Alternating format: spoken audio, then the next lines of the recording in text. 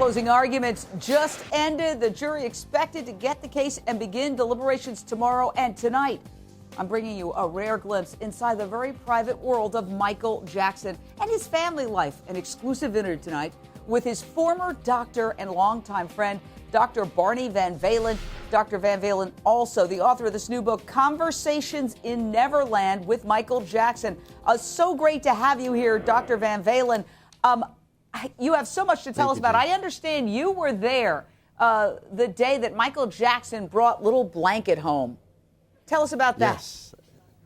Well, Michael invited us to dinner, and he said he had a surprise for us. And as we walked in the house, my wife leaned over to me and said, "There's a baby in the house." And I said, "How do you know that?" She said she'd seen a little pram down the hallway, a little cream and blue toile pram. And certainly after dinner, after dinner we went upstairs. Michael said, "Follow me," and walked over to the crib and picked a baby out and brought him over and put it in my wife's arms. And now, that was Little Blanket. And that was Little Blanket, did you have any explanation about where Little Blanket came from? Because that's one of the mysteries of Michael Jackson.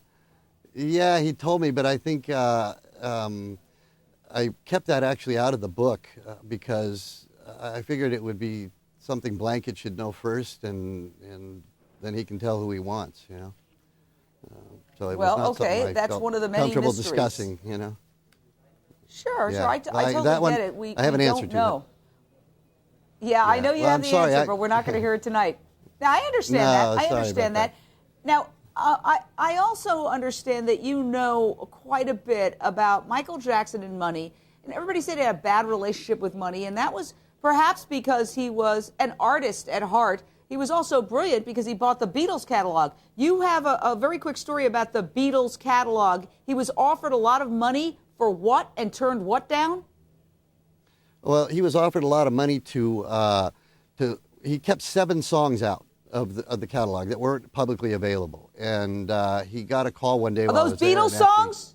Beatles songs? Yes, they were Beatles songs. Yeah, okay. 7 Beatles songs he kept out.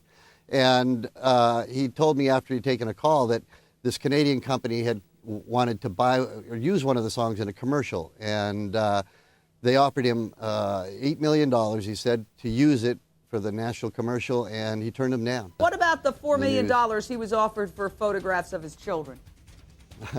Yeah, he told me, he always kept their faces hidden because he said people will take the pictures and sell them, and he was offered $4 million for a photo session of the kids, and he turned that down. He just was not interested.